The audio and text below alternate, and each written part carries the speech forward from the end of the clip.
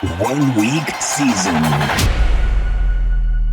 Hello, OWS fam.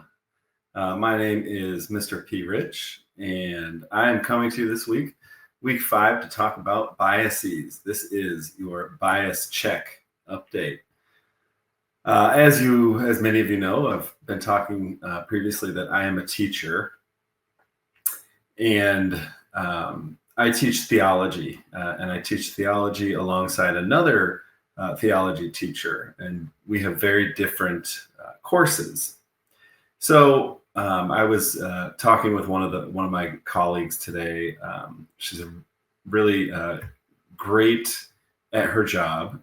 She works in what we call the resource center.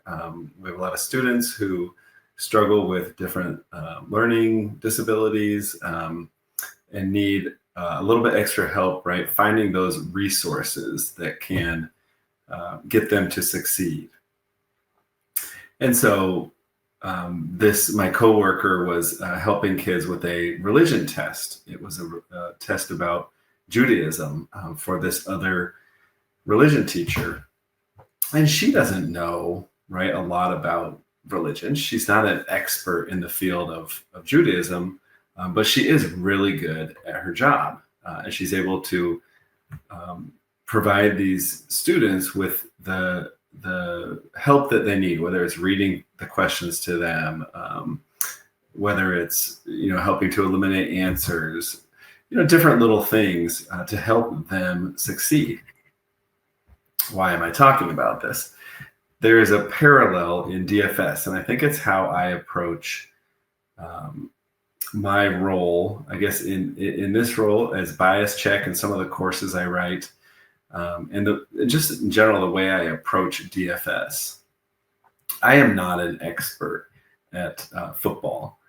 I have gotten better every year, understanding sort of the ins and outs, the different stats that matter, just by reading the NFL Edge. And but I am very good at DFS. I've managed to play it over the long haul. In the middle of this podcast, we'll talk about kind of the psychology of a DFS player and some ideas about how to keep playing and some biases that can sort of affect our psyche. But anyway, so I played for a long time. I'm pretty good at this DFS game, and it's as I watch my colleague do her job, she is using a lot of logic. She's using a lot of sort of depth of thought to figure out the answers. Of course, she must know the answers herself in order to help a student with those. So again, I like to look through DFS. I gain knowledge every time I play a slate, but I like to look at it as sort of something that I am logically working through. I know there are stats that I'm missing out on. I know there's film that I miss out on. There's probably news that I miss out on. But the way I play it is looking at each week, right, as a puzzle and logically trying to solve those puzzles. And I picked up football specific skills along the way. And so when I do these podcasts and I talk about biases, it's another way to look at the slate. I like it because it's unique, and it usually unearths a lot of the same plays that other people get to in different ways, and it often unlocks a lot of unique plays. So it leads me to my next point, which is I spent some time in the Discord early this week, the OWS Discord, the Inner Circle chat, the channel, and man, ideas are just flying around like mad early in the week there. It is tough to follow the conversations. It's a lot of fun. There's some people that have been around for a long time, a lot of inside jokes, but even beyond that, people are, spitting out ideas, kind of churning through them. and passing off onto the next one. And it's very difficult for me early in the week to be in a room like that if I don't have my thoughts together.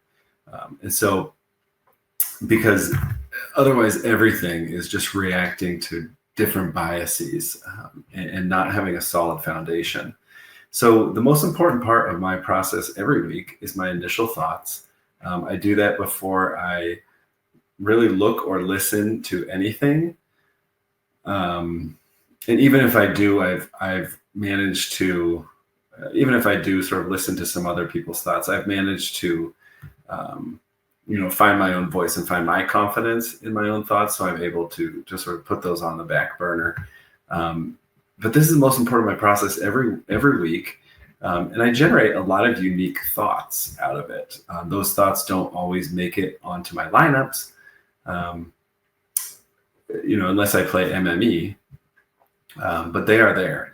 And so this week, I was putting some things into the chat, just seeing what reactions I would get, seeing if people would sort of confirm what I was thinking, right, or question it, or just totally leave it alone. And I put in something about the Seattle Tampa Bay game this week. And I still don't think anyone has touched that comment. Last week, though, that team that I was out on a limb on was Atlanta.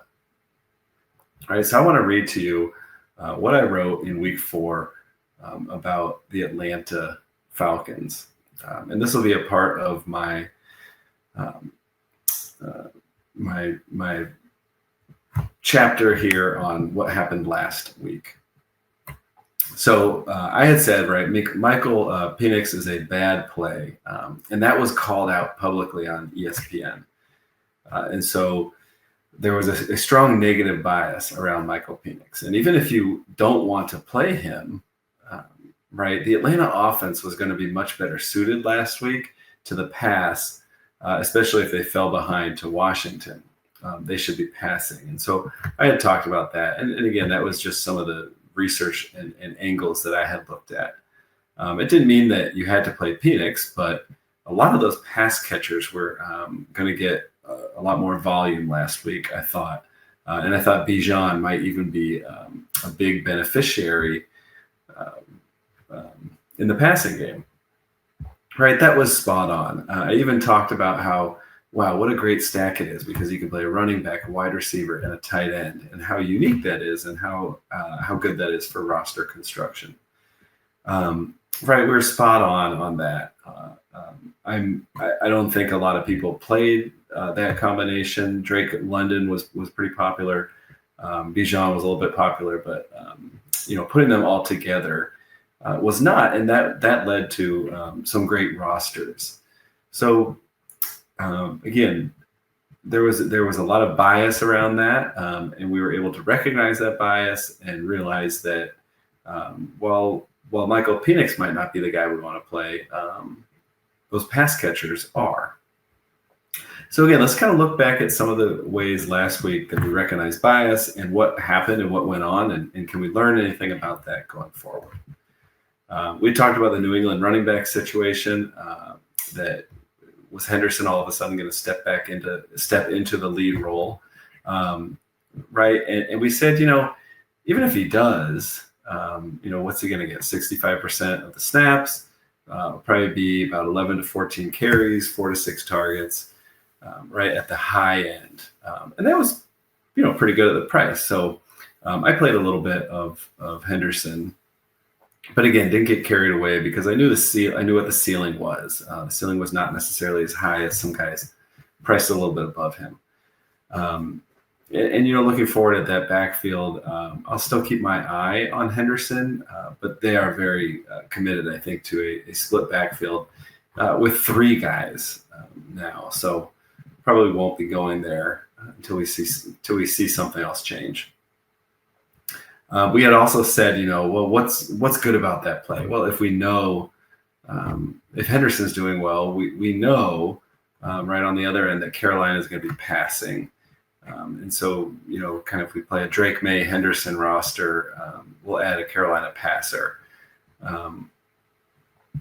and that didn't work out. I had tagged sort of Ted McMillan as someone to play alongside my Hendersons. Didn't work out. But what I learned is that I just don't have much faith in this Carolina team as an offense. They continued rushing deep into that game when they were down 20 points. It's just a signal to me that offense is just not great, and they don't really want to unleash it. Maybe there's nothing to unleash, right? So that informs me this week, because that's kind of a nice spot, Carolina and Miami. It's an attractive spot, but I do know my perception of this Carolina offense, again, just with this experience, I don't have a lot of faith in them as an offense. Looking further, right, we talked about how there was a perception that Cleveland's run D, right, is for real. And it's still a good run defense, but that didn't mean that we had to stay away from Detroit. We could play the Detroit passing game. Amon-Ra St. Brown ended up being a great play, or a good play. Gibbs did okay. That was a play that I thought about. I didn't play him at all. There were just too many good running backs priced right around there. Talk about Christian Kirk. How did people frame his debut? Well, he ended up going having the same result in his second game, right? 3 catches for 20 yards in his first game, 3 catches for 20 yards in his second game. The difference is they didn't really need him in this game. He only got 4 targets. In his first game, he had 8. So again, I'm going to keep my eye on Christian Kirk moving forward. If he gets back up to those 8 targets, he could be a play at 4.5K or whatever he is this week. And then one more. We were talking about the Philadelphia passing game, right? And there was a lot of we were talking about a lot of bias sort of involved in that. That Tampa Bay had kind of owned Hurts. Maybe Hurts can improve and learn. Is Philadelphia even going to pass in a situation like that? But Tampa Bay has such a good run defense. So we talked a lot about that. And the bias was kind of leading us to really not play that spot, not roster those receivers, even though Philadelphia the week before had been very successful passing to their wide receivers.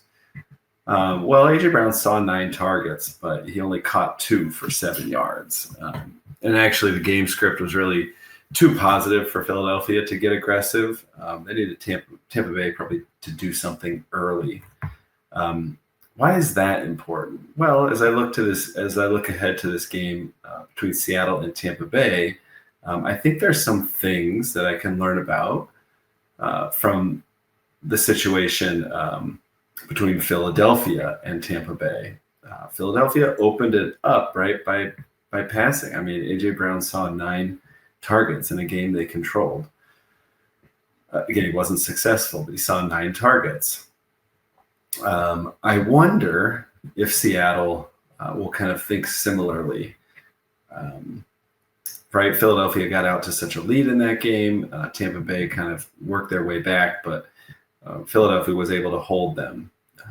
I'll talk a little bit later about this Seattle-Tampa Bay game again. All right, so about halfway through this podcast, I wanted to stop and talk about a particular topic. It's been on a few of the shows recently.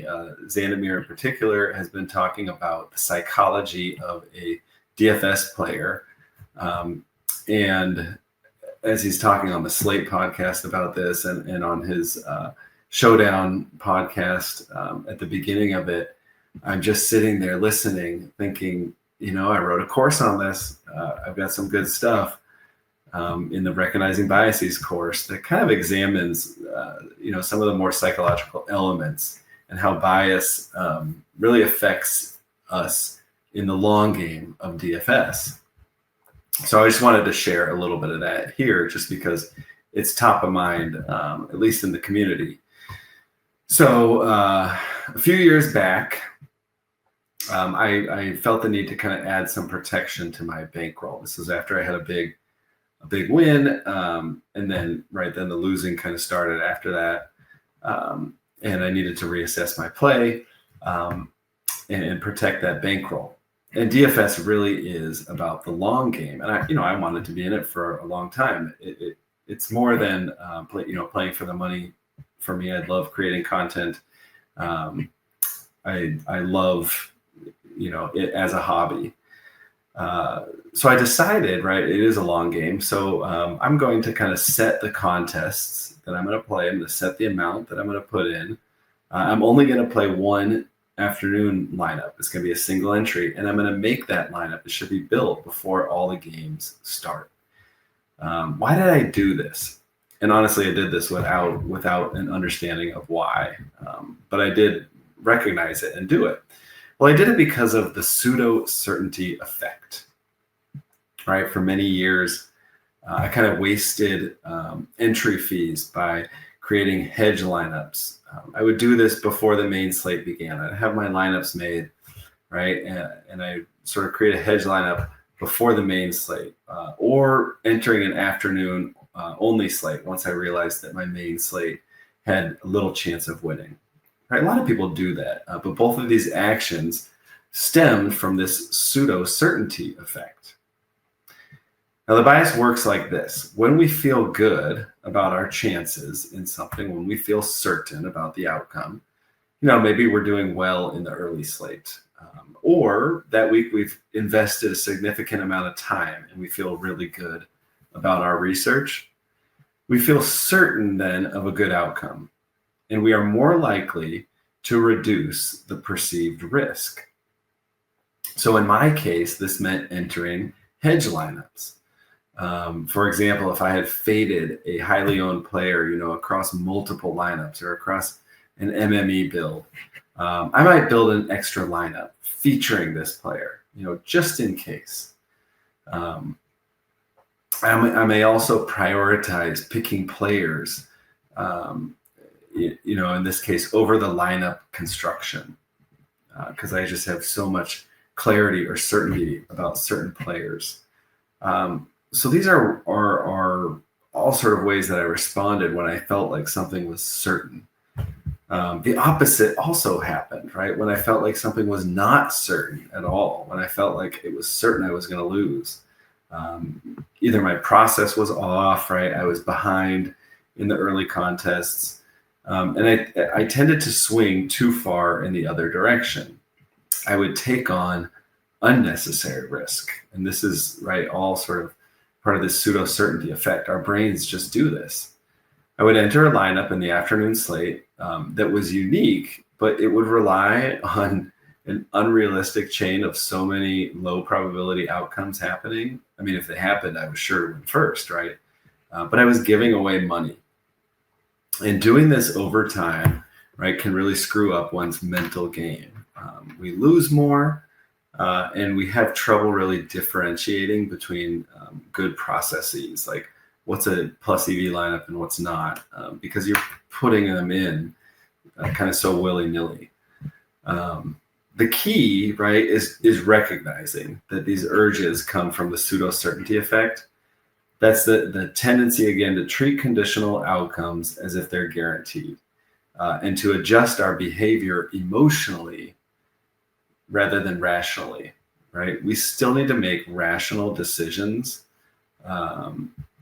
even in this time when we feel like the outcome is guaranteed. Awareness of it doesn't mean that you should never, put in extra lineups. You should never hedge. It doesn't mean you shouldn't submit an afternoon, only lineup. But it does mean that you need to recognize that you're abandoning your process for this, that you haven't probably done as much detailed analysis. You don't know if it's a plus EV lineup, a negative E lineup. Sometimes good DFS players can build a plus EV lineup, just like that, because their brain is thinking like that. But again, you haven't spent the time analyzing it. So just know when you do this, you're abandoning your process. And I think most of the time, chasing safety or chasing desperation just bleeds your bankroll. So again, this is the pseudo-certainty effect. it has a huge effect on how you sort of maintain your consistency in your process. And why is that important? Well, someone put it to me this way once. There was a play that I made a comment on in a chat. Oh man, I missed out on that play. It was a low-owned play that I maybe had been thinking about in my mind, but didn't end up playing, probably for good reasons. And the person said to me, well, if you were the type of player that played him, would you be a winning player over time? And that caused me to think, right? Because DFS is a long game. What happens in one slate is really irrelevant, unless it's your win for the year, or big couple wins for the year. So be aware of that pseudo-certainty effect. Another sort of psychological element is playing on a tight schedule. And I am someone who has to play on a tight schedule, right? I have a full-time job as a teacher. There's a couple of weeks during the year where I run a retreat or I run a service week, and I'm really sort of strapped that week for time. I have 2 young kids, and I don't really want to commit my whole, Saturday night or Sunday mid-morning to DFS in the NFL. So, but playing on a tight schedule, right? There are a lot of biases. You really need to know what you can do, and you need to prioritize because many bad decisions are made while facing a time limit. And I think this is a result of omission bias. Omission bias basically convinces our brains to prefer passivity to activity, right? And this is because we are prone to judge harmful inaction as a lesser evil than harmful action, right? So we're passive instead of active because that puts our brains at ease. So when new information arises, omission bias convinces us that we don't need to do anything, right? This is one reason why late information and late swaps are so valuable. It's such a valuable source of leverage on the slate because most people are just content, right, keeping it the same, and feel better doing that. It can be really hard to make decisions quickly on a Sunday, especially if there's a surprise inactive, right? That's tough to make those decisions. But, right, the best DFS players are going to recognize that new information, and they're going to have sort of contingency plans to deal with it, and they're going to make changes, and they are going to get the benefit. So if someone else is doing it, right, you better have a plan too. Otherwise you fall behind them. So what do I do to kind of, I recognize that my time limit can result in bad decision making. So what do? I always check sort of Schefter tweets, at some time really early in the morning on Sunday, late at night on Saturday, just to make sure I'm aware of all the players and the situations that I need to be aware of. Right. I probably have maybe 20 minutes after I received the inactives email from Hilo to do anything. And that's not a lot of time. So I need to know exactly what I'm doing. I prioritize, right? I sort of made a list of my priorities in terms of things I read or things I engage in, my process. So my priority number 1 is my initial thoughts. I will spend time writing initial thoughts for every game, every week. I prioritize practice builds, right? In the DK app, just open that up and try to build some lineups all throughout the week. I prioritize that. I prioritize the edge write-ups and reading those. One of the reasons I like that is because that pays dividends down the line. I am not a person with a strong football background. Right, in terms of understanding the ins and outs and the coverages and everything. But reading the NFL Edge for years has given me a really strong foothold on some of these things. I always read JM's journal now, right, throughout the week. That's a great addition to the process. Saves me a lot of time.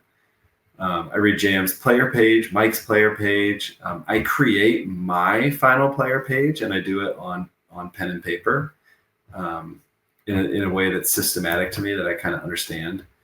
And I look at ownership, right? Even if it's just to glance at ownership at some point in the week.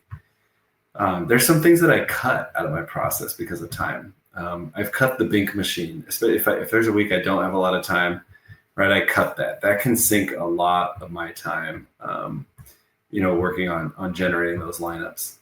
It's great, but it just takes a lot of time. I will cut podcasts. I know they're fun to listen to. I do love them, but I will cut those out. I found that those are not as important to me. I'll cut MME play pretty quick and just do single entry, 3-entry max. And I will cut looking at projections.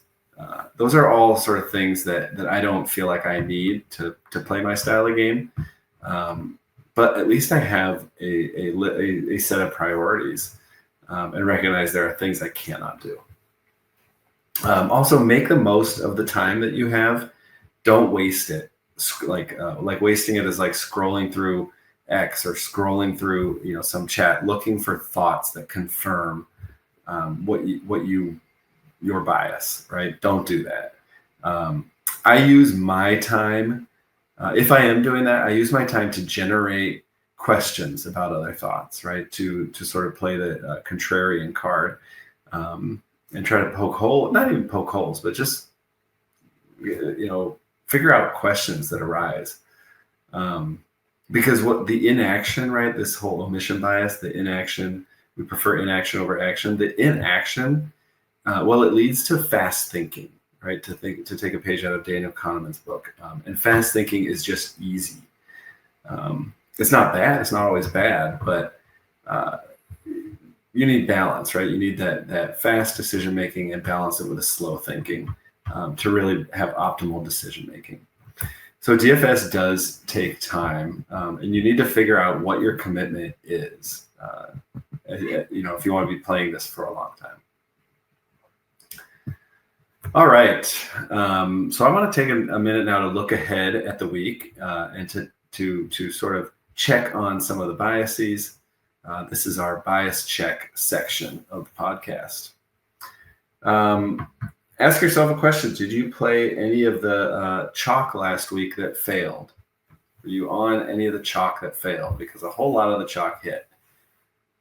If the chalk we played fails, though, right, our minds can go into a sort of a dangerous place. You might feel like, man, I should have seen that coming, right? That owner was 30% owned and they failed. I should have seen that coming, right? I never play chalk. I should never roster high-owned players, someone might say. And this is really in an effort to take control. And our minds may decide that fading the chalk, right, gives us more control over what we're putting out there. So that's kind of how the bias works on our mind. That if one thing sort of hurt me, well, then the opposite is my way to take back that control. So I identified a few players that were chalky and failed. Jakobi Meyers was the chalkiest at 30%. He only produced 7 DK points, which was really a floor score for him. Olave was 21% owned, only produced 10 points, which honestly, without him scoring any touchdowns, is sort of to be expected. Trey Tucker, 17%, scored 4 points. Scatabo, 19%, scored 13 points. Again, for a running back on a team like the Giants, that's to be expected. Within the range, I guess I should say. But I want to look at Jakobi Meyers because, right, the reality here is Jakobi Meyers often projects well. He gets a lot of targets. Players that get a lot of targets like him project well.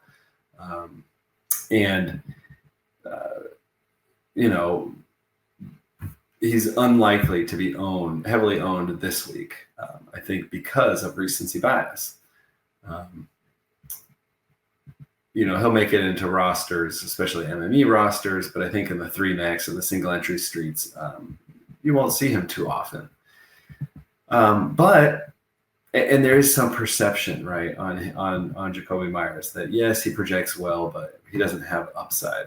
Well, he went over 4x his salary, in terms of DK points. He scored DK points over 4x his salary twice out of 15 games in 2024, right? He had a 30-pointer. He was within a point of 4x another 2 out of 15 times. So really 4 out of 15 times, right? That's 26% of the time he gave you a usable score in 2024 with the Raiders. And twice, right, 13%, he gives you a separator score. So that's really not much different than other players, right? Isn't that how DK kind of wants their pricing algorithms to be? And especially now as value items are running low, and his price is still somewhat low, and for the most part, he doesn't kill you when he's in a good matchup. 9 out of 15 times, that's 60% of the time in 2024, he had over 13 points, right? A spike in volume would likely catapult him above his, above sort of his perceived ceiling of maybe 20 points, 4x. And there are some questionable players, right, on the Raiders this week versus Indianapolis, and they should be passing. So I'm not going to write off Jakobi Meyers just yet. I'll be looking for the bounce back, but I will also play him in ways that make sense for a player that might score between 2.5x and 5.5x his salary. And then, when we're talking about chalk, not all chalk is created equal. You've heard that, had heard that said before. Running back chalk is not something that we should be fading. And again, I say this in week 5, that could change. But the last 2 weeks in a row, right, the running back chalk has been very good in an outcomes-based way. The field in general is getting running backs right. It's not as hard, I think, to get these running backs right. The top 13 owned running backs last week were the only running backs that really mattered. And most of them had between, looking at now, right, between 15 and 30 points, with some people sort of falling below that. But if you had chose to play just the 10 or 15 highest owned running backs the last 2 weeks and just mix and match, you would have been making a good decision. I think that is a good decision. I think that's what most of us did. Last week's you would have missed, Woody Marks and Jerome Hill. Again, that's okay. We can, I think, cover for those two backs. Again, if you are playing the Millie Maker in tournaments like that, you need to make different decisions. So again, that brings us up to a situation next week in Arizona where the top 2 running backs have been confirmed out. And that's, still James Conner and then Trey Benson. So now we're left with Michael Carter and Emari Demercado, who between them over the last few years, going back to 21, have one GPP worthy score between them. And that was Michael Carter in 2021. Week 8, that was the week I won $250K by rostering Michael Carter in the 1 week where he was useful. So again, concerning running backs, we might get some, if those guys get chalky, I would look at them.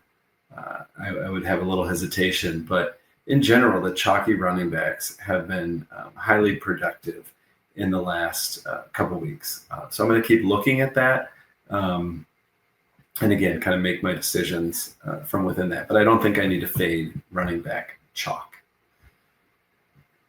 All right, a couple situations. I'll go through these quickly because we're kind of running short on time here. But I want to talk about the Chargers coming up this week. This is my bias, and I recognize this again because I was typing a lot of things into chat, asking questions about the Chargers, and no one else seems to be worried about the Chargers. And I realized, right, they don't really look like some of the other top offenses because they're so pass heavy. They don't run. They've scored only 27, 20, 23, and 18 points over the last 4 weeks, which is middling, right? And the yardage that they've gained has not really been impressive. So I am down rating or underplaying this offense because they don't fit into a mold that I'm comfortable with. And I'm realizing that this is a bias, just a personal bias. As I dug deeper, right, I start to think, well, there's a primacy bias at play too here. They've had the highest PROE. Again, that's neither positive or negative. But teams aren't static. They could become more balanced as the season goes on. And I guess then they would play into my comfort level as a team that I'm willing to roster. And then outcome bias. The points scored are a good indicator of future points scored, but it's not the only one, right? And there are spikes and valleys to that. I do know that on a spike scoring week, Herbert does have a 30-pointer in him. In fact, he's already scored 30 points this season. So if we played this slate out, right, a bunch of times, I should be playing some Justin Herbert, right, my original bias. And again, I got at that because people have been talking about the Chargers and I can't get on it. And so I ask questions about it. I spend my time just trying to question what's going on there and trying to find the way that it makes sense to me to put them into my player pool. New York Jets and Dallas this week is being talked up by everyone, likely to be one of the highest owned games. Again, talking about ownership. Does ownership scare you off as a DFS player? Right? If you were someone who, right, some of us have, go back to that recency bias, right? You played the chalk last week and now you're sitting here saying, well, I'm never going to play the chalk. If that's happened to you in memorable ways, either recently or in some other memorable way, and you are going to fade this game because of that, I'd say that's bias, and we kind of need to check that bias. Some of us have a contrarian bias, and we like to poke holes in situations that are really obviously and apparent. That contrarian bias, again, it's not bad, but let's recognize that we're being contrarian and that this, may be one of the more obvious top spots. Spend your time, right, questioning it. Don't spend your time looking for confirmation. As I looked sort of deeper into this game, again, there's some other angles that you can think of. But the logic that I can process is that there will be a lot of possible combinations from this game that if you roster this game and if this game goes off, which if you roster this game, it going off is a requirement to you winning a tournament. So say it goes off, right? We've identified a lot of possible combinations that are going to sort of hit together in multiple ways for 4x. So that's what's going to be sort of on at the top of the leaderboards. Are going to be a bunch of combinations of players from this game who have about 4 to 5x their salary, right? That's kind of what we can determine. And so the game comes down to, building a team for only 4 or 5 spots on your roster. So I'm sort of switching my thinking and saying, right, and why is this? Well, because the offenses here are condensed. Dallas and New York Jets are so condensed. So a lot of people are going to be playing the same combinations of players. So you're essentially turning it into now a contest for 4 to 5 spots on your roster. And you gotta pose that question to yourself. Is that the game I want to play? Is that the game I'm stronger at? Because if you do roster this game and it does kind of hit, you're going to be up there with a lot of people and a lot of same rosters and trying to win it, just on those other spots. Is that within your skill, or do you want to try a different way to win this week? Okay, and last but not least, Seattle and Tampa Bay. Why do I like this game? And despite sort of, I'm not sure what the bias is, but definitely no one else is talking about it yet. So kind of on an island on my own. Am I willing to go there? Trust myself? We'll see. But both teams are really stout against the run. I put Studley. I'm just going to read my write-up. Both teams are Studley against the run. They're the number 2 and the number 3 in defensive DVOA against the run, and they're easier to pass against. Both teams like to incorporate their running backs in the game plan, so neither team is really going to abandon the run, right? Unless a lead is taken. If that is the case, the other team will claw their way back through aerial aggressiveness. And this is one clear case for a shootout in this one.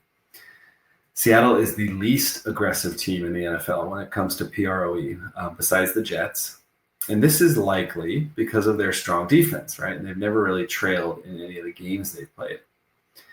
A side note to that is that Detroit is in lockstep with Seattle in terms of PROE, and we have seen Detroit get involved in shootouts, right? So that's why it's more likely that Tampa Bay are the aggressors in this game, who create a few big plays in the air, and that puts Seattle on their heels and forces them to open things up in the passing game. And JSN, with a 35% target share, could get 12 to 14 targets in a pass-heavy game plan.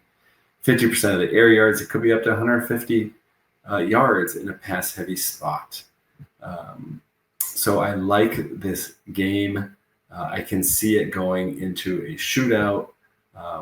It is not the only game that I like, but I'm definitely kind of like Atlanta last week.